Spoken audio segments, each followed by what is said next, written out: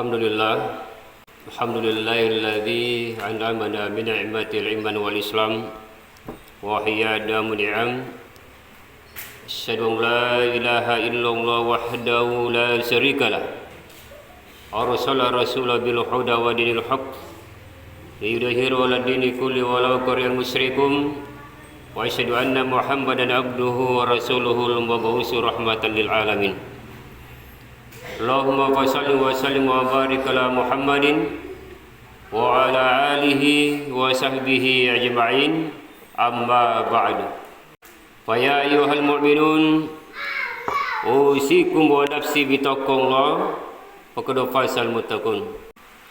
Hadirin kaum muslimin jamaah Jumat yang insya Allah dirahmati Allah Subhanahu wa taala, di hari Jumat kali ini kembali marilah kita panjatkan kepada Allah Subhanahu wa taala, karena di saat-saat sekarang ini alhamdulillahirabbil alamin, Allah masih memberikan umur panjang kepada kita sekalian. Allah masih memberikan nikmat iman dan Islam, sehingga di kesempatan berbahagia ini, jemaah yang berbahagia, kita masih bisa berkumpul di masjid yang sangat kita cintai ini, di dalam rangka melaksanakan atau menunaikan suatu kewajiban kita sebagai umat Islam. Maka merugilah jemaah yang berbahagia, di Jumat kali ini ada saudara-saudara kita sengaja tidak melaksanakan di antara salah satu kewajiban ini, karena kita ketahui bersama kewajiban ini adalah merupakan suatu fardu ain, wajib dan harus kita laksanakan di dalam kehidupan kita ini satu kali dalam satu minggu. Namun jemaah yang berbahagia, kita tetap senantiasa mendoakan saudara-saudara kita yang tidak sempat hadir pada kesempatan berbahagia ini. Mudah-mudahan Allah Subhanahu wa taala senantiasa memberikan petunjuk ataupun kesehatan dan lain sebagainya untuk sama-sama kembali melaksanakan salat Jumat secara berjemaah di masjid yang kita cintai ini. Salawat dan salam kita haturkan kepada Nabi kita Muhammad SAW. Mudah-mudahan kita sebagai pengikutnya jemaah yang berbahagia senantiasa masih memberikan Allah Subhanahu wa taala sifat istiqomah, sehingga kita bisa melaksanakan perintah Allah Subhanahu wa taala, dan insya Allah kita bisa menjauhi segala apa yang dilarang Allah Subhanahu wa taala dalam kehidupan kita ini. Hadirin kaum muslimin rahimakumullah.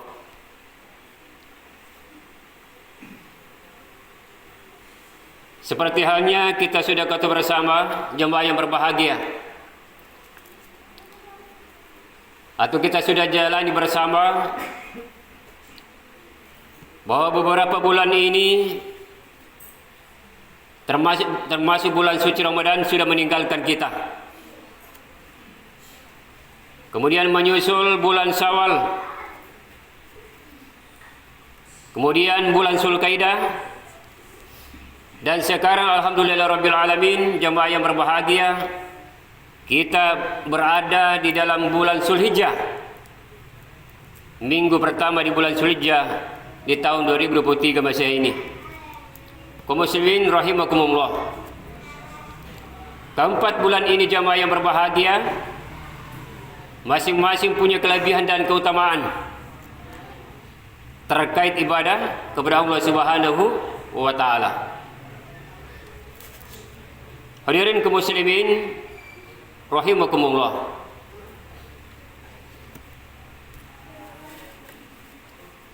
di bulan Zulhijjah ini sesungguhnya ada beberapa ibadah yang sangat dianjurkan di dalam kehidupan kita. Tetapi yang paling utama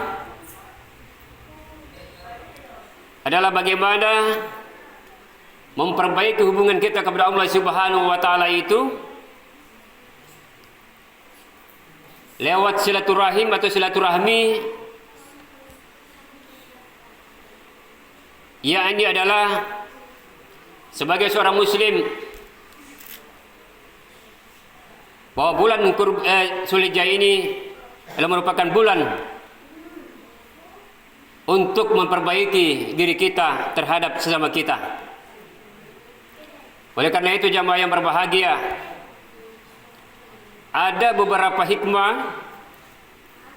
dan manfaat ketika kita berkurban di bulan Zulhijjah ini. Pertama jamaah yang berbahagia, yang kita dapatkan ketika kita melakukan ibadah kepada Allah Subhanahu wa taala terkait dengan kurban ini, apa yang kita peroleh jamaah yang berbahagia? Hikmah apa yang kita ambil ketika kita melaksanakan kurban di bulan Zulhijjah ini? Pertama jamaah yang berbahagia, adalah merupakan suatu sarana untuk mendekatkan diri kita kepada Allah Subhanahu wa taala. Di dalam surat Al-Imran Al-Kautsar ayat 2, "Washolli li rabbika wanhar." Laksanakanlah salat dan berkurbanlah. Jadi kewajiban berkurban jamaah yang berbahagia ini sangat penting dalam kehidupan kita. Ketika Allah Subhanahu wa taala memberikan suatu rezeki kepada kita sekalian. Karena jangan sampai dalam kehidupan kita, sebagaimana yang telah dijelaskan di dalam hadis Nabi, barang siapa diberikan suatu keluasan rezeki dalam kehidupannya lalu tidak berkurban, kata Rasulullah SAW, janganlah mendekati tempat sholatku. Hadirin kaum muslimin rahimakumullah. Jadi insya Allah hikmah yang kita ambil dan manfaat pada saat kita berkurban di bulan Zulhijjah ini adalah mendekatkan diri kita kepada Allah Subhanahu wa taala. Karena itu adalah merupakan suatu sunnah dan sekaligus merupakan suatu kewajiban bagi orang-orang yang diberi kemampuan dalam kehidupan dari Allah Subhanahu wa taala. Kemudian yang berikut jamaah yang berbahagia, apalagi hikmah dan manfaat berkurban di bulan Zulhijjah ini manakala kita laksanakan di dalam kehidupan kita, itu adalah merupakan sebagai tanda ungkapan syukur kita kepada Allah Subhanahu wa taala. Ketika Allah Subhanahu wa taala jemaah yang berbahagia untuk membuktikan bahwa kita bersyukur kepada Allah Subhanahu wa taala, maka kita harus mampu mengeluarkan rezeki kita kepada Allah Subhanahu wa taala. Salah satu di antaranya adalah berkurban. Karena jangan sampai jemaah yang berbahagia, Allah mengancam kita di dalam surah Al-Ibrahim ayat 7. La in syakartum la azidannakum wa la in kafartum inna azabi lasyadid. Ketika Allah Subhanahu wa taala kita tidak pandai bersyukur kepada Allah Subhanahu wa taala, dan Allah tidak akan memberikan tambahan kesyukuran kita nikmat itu kecuali dengan asap yang sangat pedih. Inilah ancaman atau peringatan bagi kita semua jamaah yang berbahagia manakala kita tidak mampu bersyukur kepada Allah Subhanahu wa taala, karena Allah berikan segala macam nikmat untuk kita, termasuk rimba rezeki untuk meluangkan waktu di dalam berkurban di bulan Zulhijjah ini. Hadirin kaum muslimin jamaah yang berbahagia, hikmah apa lagi dan manfaat berkurban di bulan Zulhijjah ini ketika kita sengaja melaksanakannya? Itu sebagai penghapus dosa.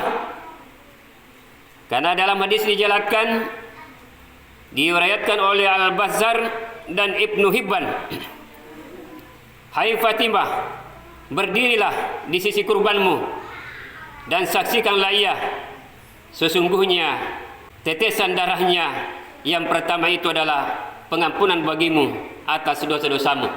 Inilah salah satu jamaah yang berbahagia kita dapatkan di antara berkurban ini adalah termasuk penghapus dosa.